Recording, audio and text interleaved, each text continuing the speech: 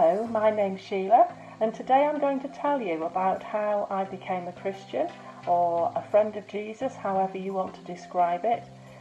It was quite a long time ago, but it is a time in my life that I will never forget. I've been brought up in a family, the eldest of 4 children. We moved around a lot, but we always went to church. My mum was a very staunch Methodist lady, and so we went to church, and I was a girl guide and a youth group leader and did all of the things that you did when you went to church.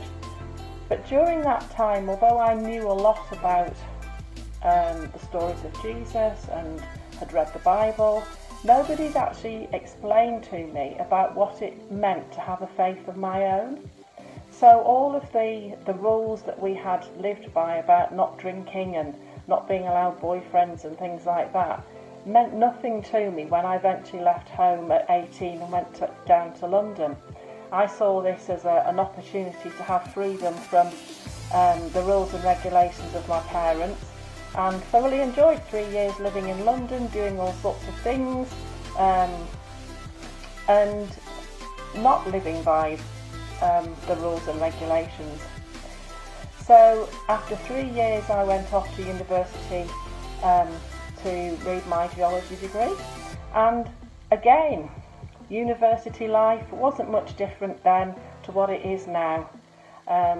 It was booze, boys and motorbikes, probably in a nutshell, and again thoroughly enjoyed those years at university. But the first person that I met at university was a Christian girl, and all through university she talked to me about God, about having Jesus as a friend, and she used to take me to church sometimes, and I used to go just to keep her happy, and it was pleasant enough.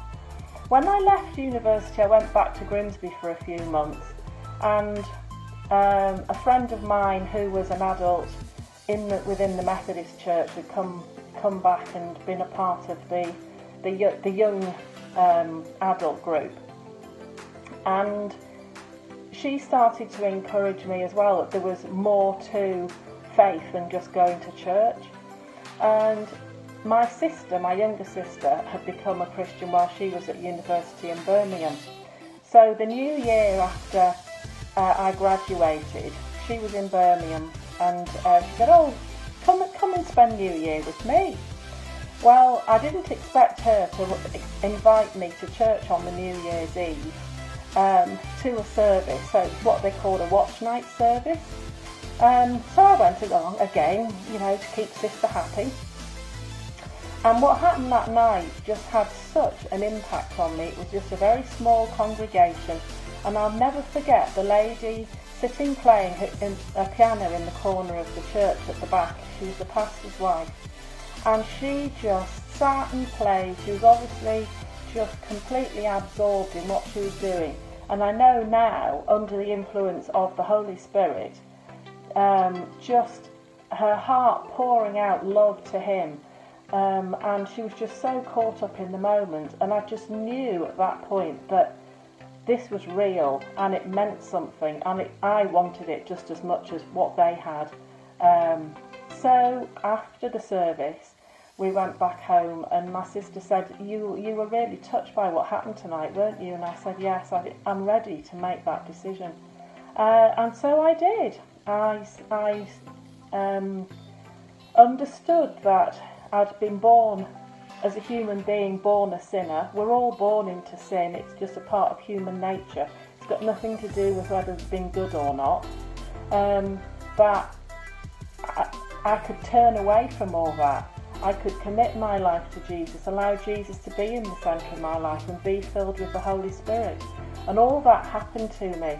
And over the next few weeks I learnt so much about praying and reading my Bible and just enjoying the company of other Christians. And that pattern has gone on through the whole of my life. I've had all sorts of challenges, all sorts of ups and downs, just the same as anybody else that has faith or not.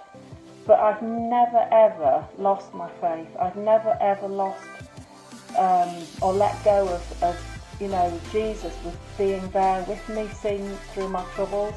And I've said to friends before, how do people cope with life without having God and without having that person to walk with them? So if you're one of those people who is struggling with just feeling that isolation and that loneliness, talk to us, communicate, message the church, just to find out more about what it means.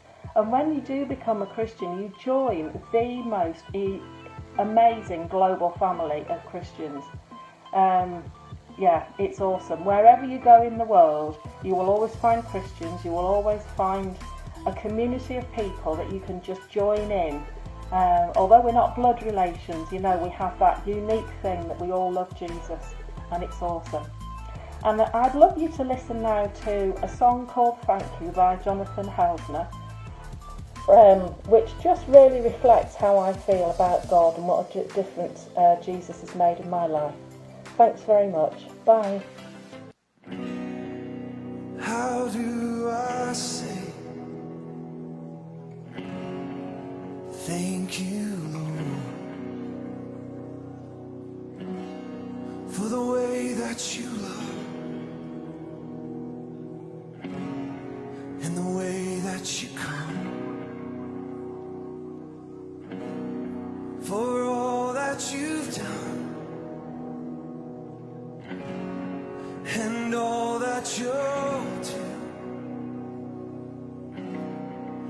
My heart pours out thank you. You don't have to come